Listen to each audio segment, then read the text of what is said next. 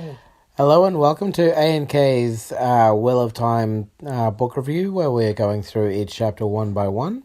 And where this chapter we'll be discussing book 1, chapter 7, Out of the Woods. I do have to say, as far as eventful chapters are concerned, this one is definitely one of the more eventful that we've come across so far. So, where the last chapter ended, with Rand still reeling from from his information that he's biologically not Tam's son, although he still considers very much considers himself that. Or more a case if he's not accepting of the fact that he's not.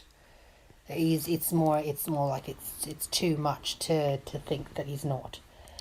But essentially, it brings us into the next chapter where it's taken him pretty much all night to get back to the village, because it's starting to dawn, the greying first lights of dawn, and as he's getting close to the village, he's smelling the smoke that's clearly too and getting much. A bit of a haze from it. Yes. So obviously it's too strong for festival chimney activities. It's clear that something more has happened. Yeah. Gets over the ridge or whatever through the trees. Through the trees gets out through the trees. To see what's actually happening. He realizes that the village itself is actually he's essentially his last little hope is fallen, that they'd be okay in the village, because the village has already been attacked, and he didn't think, much like we didn't, although then again it didn't say that it was from the direction of the village. It just says that they were travelling along the road, whatever it was, but that essentially they had come, the Trollocs. He didn't think about the fact that the direction that they were coming from was from the direction of the village, Emmonsfield, that they were coming from the east and heading out. So while he didn't hear any of them after they had done that initial pass, it didn't click to him, and it didn't click to us either, that they'd already attacked the village, Emmonsfield, and it seemed to be chaotic too, like they were targeting specific places. They attacked his.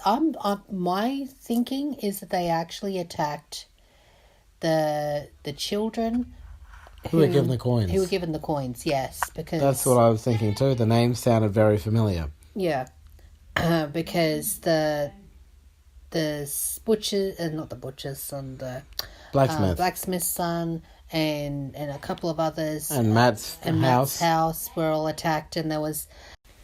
So while it seemed like randomness, it was really quite specifically and targeted. But they targeted randomness. Yes, I suppose.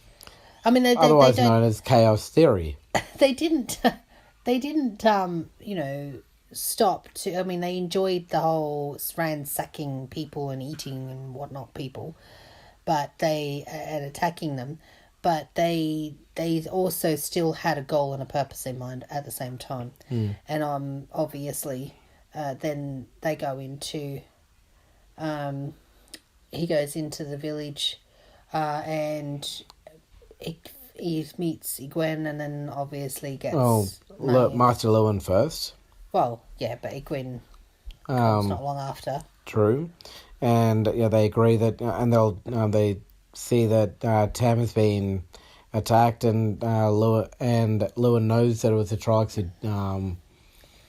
knows about Trollocs, which surprises Rand a little bit, but he's too out of it to really kind of worry about that at that point. Well, it's more a case of, if he even know, how would he know about them? But he's recognised them, yeah. But it's more anyway, he's too out of it to care. They carry him to Nynaeve, and Nynaeve basically says... Nynaeve, sorry. And Nynaeve basically says, there's nothing I can do. He's dying, essentially, and goes back in to tend to people who she can help. Rand doesn't really accept this. He thinks that there's got to be some kind of miracle that she can pull out of her hat. Yeah. Which I understand, where he's coming from to a point. Being that She this didn't man. even try. Like, to him, she didn't even try. All she did was... Look at the wound. He pulled down the blanket, lifted up the shirt, looked, and then covered it back up again like she was tucking him into bed. She didn't even really sort of press or examine. There was no sort of physical examination. It was just a look. Kind of thing. So it feels like she's done absolutely nothing. And I do understand both sides of the coin on this one. I mean, on the one hand, I've got no doubt that Nineveh has been kept pretty busy since the attack. And that she's got a lot of people that she's that she's tending to, and there's only the one healer in the town. And so she there's kind of like a half healer, if you will, with a Gwen, but essentially it's. No, because it doesn't even seem like she can do much of anything. She's still in the very, very early stages of learning. Yeah, no, I agree.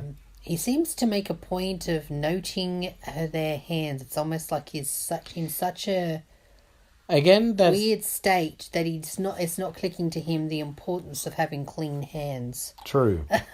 Yeah, no, true. But he kind of he's still reeling from all the night's events and everything that's happened to him and things that he's found out in Tam's ramblings, that he basically, he's still in shock, and he won't give up on the idea that his father can be healed.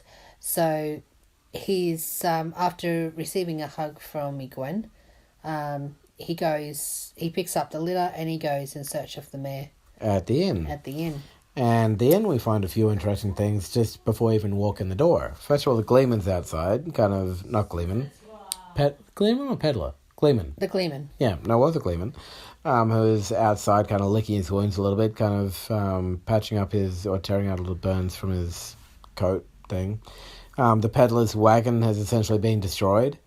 And the symbol of the dragon's fang is out. It's been carved on the door. So whether or not that was the Trollocs or if it was some of the village people who somehow think maybe the mayor was involved in what happened, we don't know that yet. But someone is obviously not happy with either with the mayor because the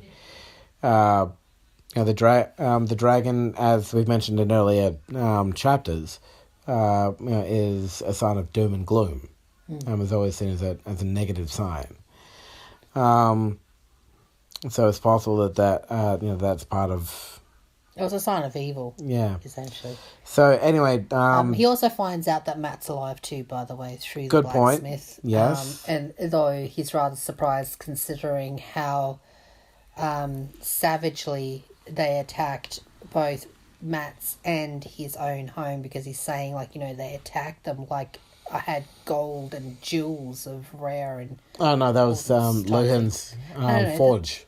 Yes, he was describing how the attack was occurring. It was almost like they targeted his house like he had gold and jewels and stuff, much like they did the same with Matt's house, and yet he came out alive.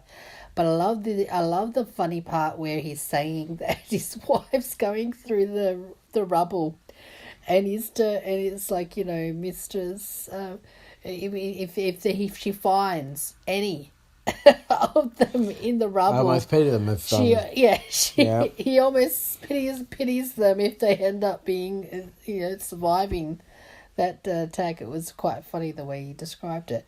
But yeah, I found that a pretty funny, light-hearted moment. So yeah, you get a little idea of the savagery of the attack, and also then that also tells you why, it wasn't just randomness; it was targeted. Also, the inn is largely untouched. There are, besides that, there's a few scorch marks, but for some reason, the inn was essentially left alone. Yes. Which may also be why the dragon's fang was carved on it, because why was your building so special? Maybe. Well, it could have been, or see now that could have been because of the Aes Sedai. That was the people in the inn, itself. Well, jumping ahead slightly, but okay. But I have a theory. Hmm. You know, the whole... I mean, I know that what it's a symbol of, right? But it was carved in. It could also... I mean, like, while they may see it as a symbol of evil and whatnot, it could actually be a symbol of protection, possibly. Maybe. To ward off Trollocs and to stop them from being able to enter certain places. It's a possibility. The Aes Sedai could have put it on there. Maybe. Obviously, we find out who the Aes Sedai is. We'll get to that in a few minutes. Yes. But she could have put it on there. Or he, to protect Maybe. the building. So, It's a possibility. It could be, it's a fun twist. yeah. Rather, much like, certain symbols they believe, in other books, where a symbol has been known Misconstrued. to be misconstrued and the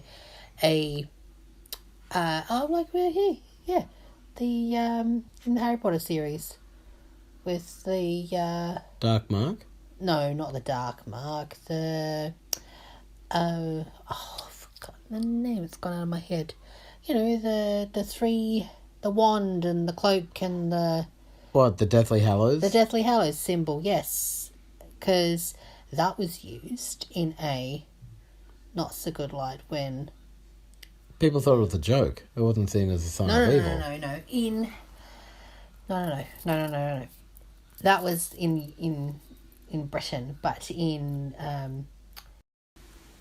Russia, though, it was quite a well-known mark with Grindelwald because he misused it to symbolise his power rather than what it really meant, which was the unification of the wand and the cloak and the stone. So it could be another True. twist in what a symbol actually really means type thing, and it may not be, but I'm just saying. No.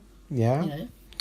So Rand takes his father, with the Gleeman's help, into the inn, where he sees that Bran Alvia is busy filling out paperwork and whatnot, and given that the night's attack, he's got like 100 things on his plate, and is initially doesn't notice, just sees that someone's come in and just what, state your business, and I got lots of things to do, I don't have time, whatever. But it's not until Rand actually speaks up and says, "My dad, can you help him?" That he actually looks up and realizes who's there and what the situation is, and starts to take some kind of action. He takes Tam into one of the empty rooms, and orders the Gleeman to go find Nynaeve. After Gleeman leaves, Rand does make the comment to the mayor that Nynaeve has said that she won't or can't do anything for him. Yeah. But they do at least and so after the mayor hears that, you're starting to kind of lose some hope. If Nynaeve's already had a look and said there's not much, I doubt. Yeah, you can tell in his voice and in the way his demeanor. That he hasn't got high hopes for Tam either, but at least he's going to give him some place comfortable to serve out the remaining few hours or whatever the time is that he would have. He also seems to possibly even look up to Tam, though, as to knowledge as what to do, because you can tell that he had a little bit of hope when he realised that Tam was actually still alive. So obviously he must know a little of Tam's past background to sort of and then to hear that he's already been looked at and been told that nothing can be done. I find it funny when the Gleeman comes back that that he states that when I told Nynaeve what was going on, it's like, I've already seen him. Get away from me! She only took my head off. Yeah, that was kind of funny. You didn't tell me that she'd already seen him. But then the mayor raised an idea, and one which he really doesn't like to suggest, because there's always a price tag attached to this. That no. My case of he didn't think about it at the time. He was still reeling from the fact that Tam Well, it's kind of was both. slowly dying. It's both. And all of the things that had occurred, and the Gleeman's just standing there offering absolutely no help whatsoever. And then he's telling him about the fact that he's just describing the beginning of the attack, how they were all sort Good of point. I was merry about to and jump the things gun like that. slightly. They were sort of all slightly shock. tipsy, and they were enjoying the festival and sort of filled up on, party sweets and whatnot, and then the two Moraine, sorry, and Lan both came out shouting about Trollocs, and they were all thinking, what the? Yes, it took them a moment, and then of course they were scattering like chooks with their heads cut off. With their heads cut off, with the fox chasing them, like, when a fox has sort of entered the pen. And then they were able to be rallied by Tom there, so that was pretty good.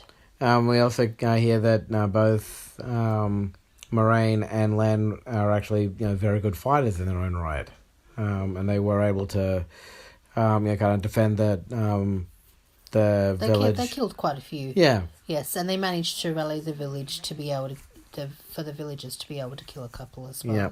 So all in all, the village ended up surviving. I'm going to say largely because of these two, because they stepped up and took control of the situation and were able to really kick ass in their own way. They were alert, and they weren't they weren't taken by surprise. They knew it was coming. Yes, that's kind of curious, but then it had also revealed who she was as well. That she was Aes Sedai. I don't know how they knew that, but obviously the Aes Sedai must have these sort of powers. Yeah. And that only them must have those sorts of powers. And we also find out that Lan is a warder, whatever a warder is. We don't quite know anything about that yet, but I'd imagine that the warder is pretty much like what we have known them to be in other books, is that they are able to protect and defenders.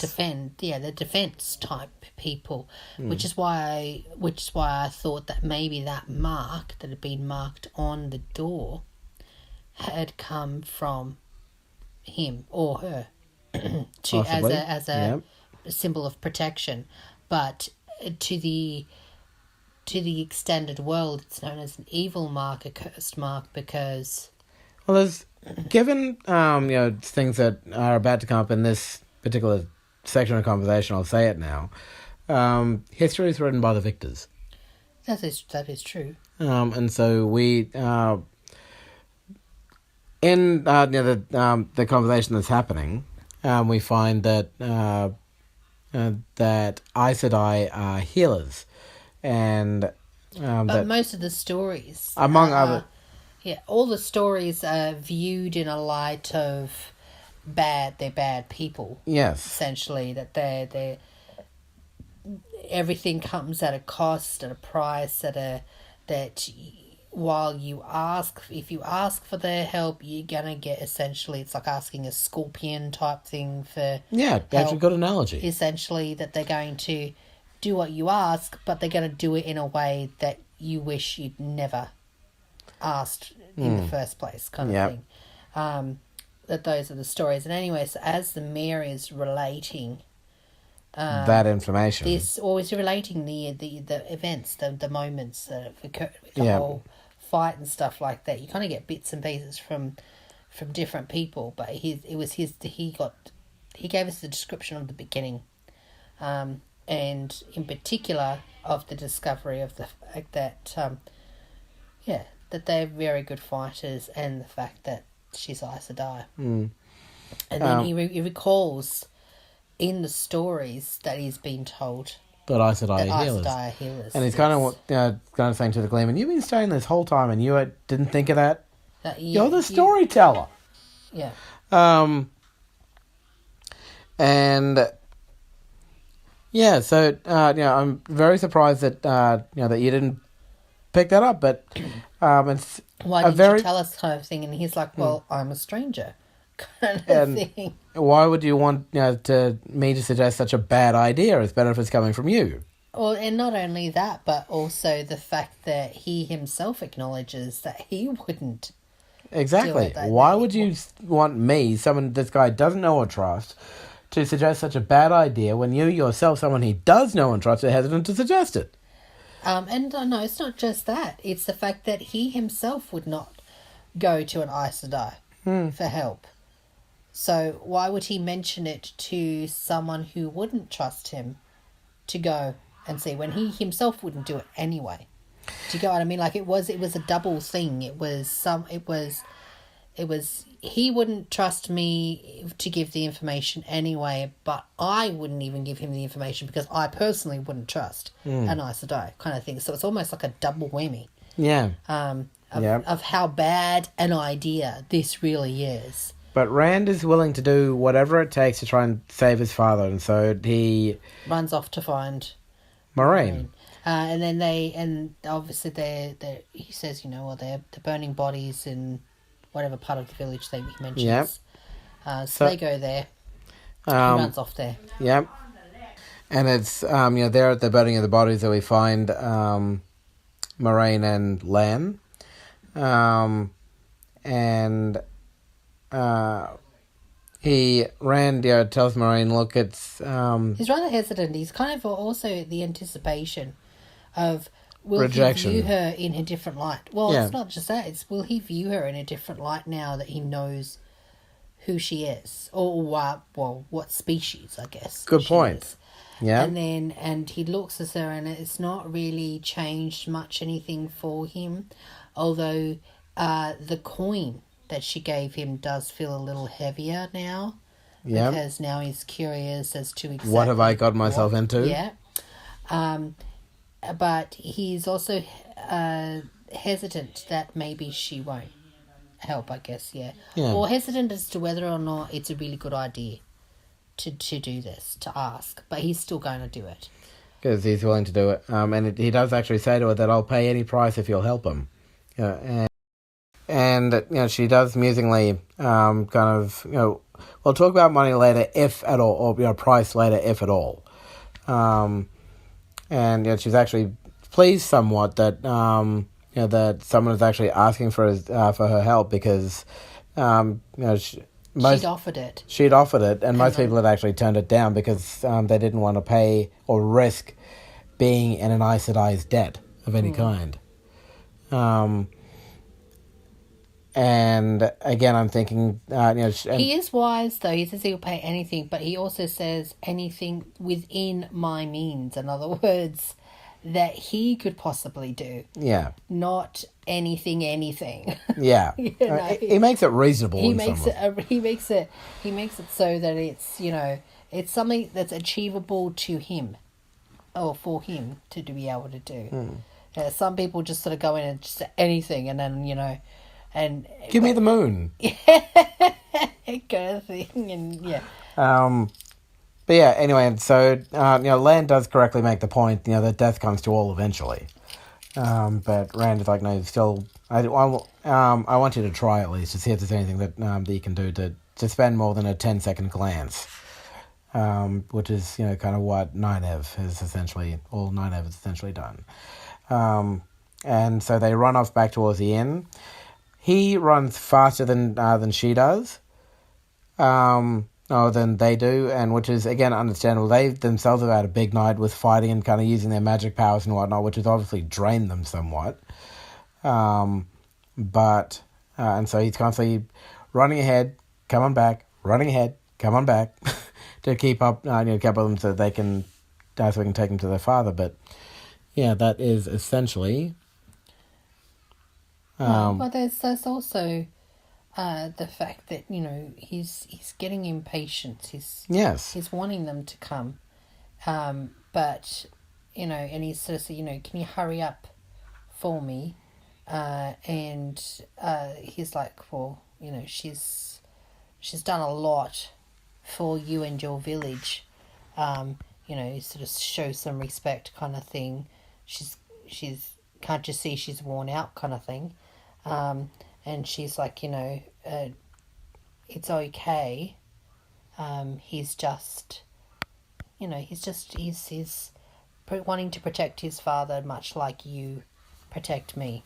And it should be, and that's the way it should be. Yeah. Is that he's, He also, Lan also I think it's Lan, also starts to let slip that they know more about Rand than they're initially letting on. He's very much hinting at they it. know, they do know something about him. And so when in fact when Maureen sees him for the first time, she's like, there's a little bit more hope than we realise type thing, Yeah. because they can see that he's alive and clearly he's instrumental in something. Yes. Because and of all the people that she gave the coins to, he seems to be the one that Should I say the most valuable, the most important? Most important kind of thing.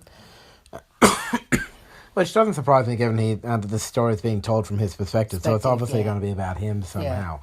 But I also, but I do think that's going to be interesting to find out specifically what role he's got to play in the larger story, because there's obviously a larger story here that he's going to be playing a key part in somehow, and what kind of information Moraine and Lan and no doubt other outsiders have about him, because again, maybe, I don't know, there's a thought, and this is me again just spitballing here. It could be another one of those completely off the planet. Feel free to roll your eyes and laugh.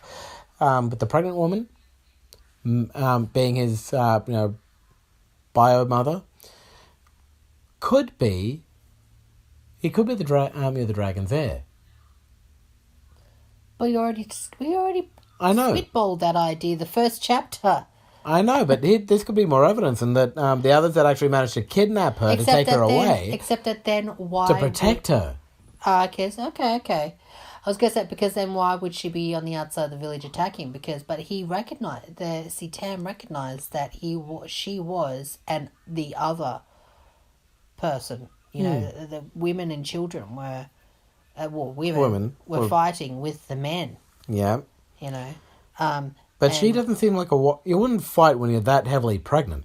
But it's possible that she was... Hello, there's no such thing as a mother's revenge, That I'm not going to woman scorn type thing, there's that thing. Know. But also, Mama Bear, she's going to protect. Yes, and that I agree.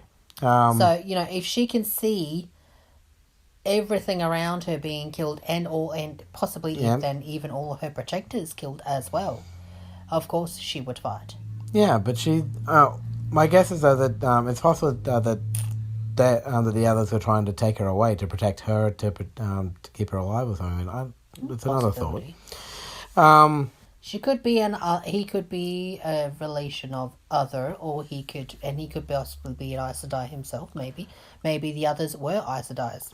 Maybe. So he could be an Aes Sedai, or it could be that maybe a half.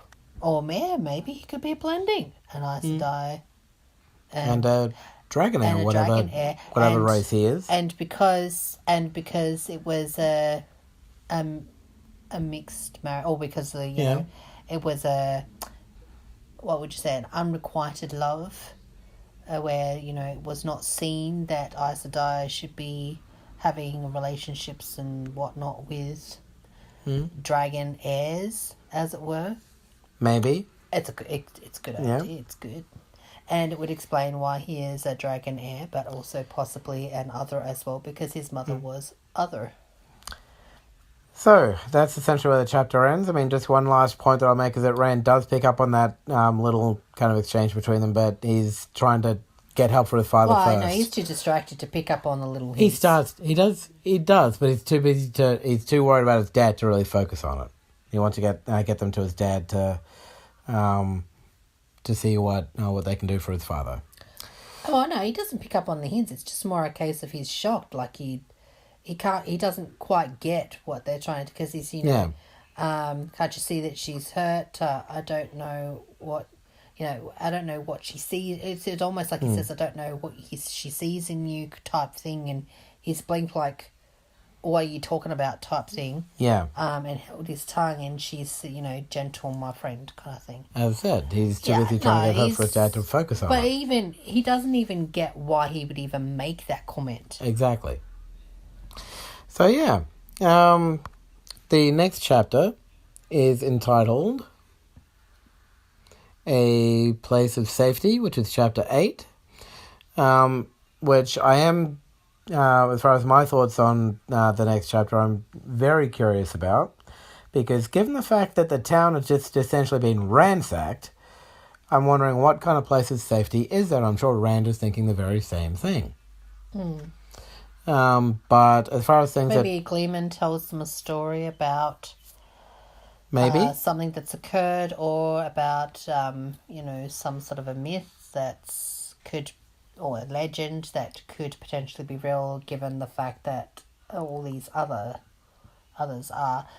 It could be that they actually talk about, or finally are able to sort of settle into and getting the village settled enough to evaluate what's happened and what's properly happened. review what's happened and kind of, yeah, maybe. I like that kind of idea for that.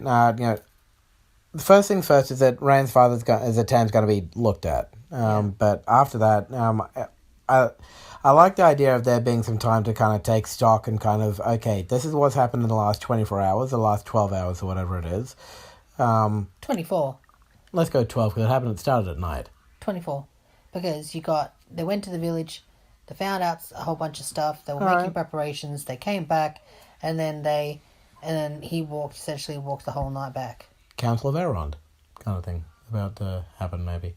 Oh, whatever. Well, can't be the council. There's no one important. There's no one really, really big important. Moraine. I suppose. But would she be even considered as part of the council? She would be, because she's No, I'm nice just- to die. The whole point of I'm just saying. the whole point of the Council of Elrond is that it's an exposition point where I kind of recap of what's happened. The Fellowship of the Ring starts off there. Yes, except that you're forgetting about the fact that all of them are rather accepting of everyone's race who happens to be in that council. Aes Sedai are not viewed in a very friendly light. There's no Fair way point, it's but going it to be wouldn't- like a Fellowship of the Ring type thing. It wouldn't have surprised me that if she does manage to do something to help Tam, if that ends up changing slightly, if they end up being, if not as a whole, as far as Aes Sedai, but they may be more accepting of her. Possibly. Maybe. To at least have a chance to hear out what information she may have to pass along. Fair enough. But yeah, we'll find out all that in the next episode of this podcast. Once again, we thank all those who have been listening to us thus far. As an FYI, as of chapter 6, we've actually crossed the 100 listeners mark. So thank you, people who've been listening to us. We very much appreciate it. If you do want to pass along any feedback or kind of comments, you are welcome to contact us on at my email address, which is warrior346@yahoo.com, or on my Twitter feed, which is @warrior346. And you can also feel free to leave some feedback on the Apple Store as well if you want to. And yeah, thanks again, everyone, and may the wheel of time keep on spinning.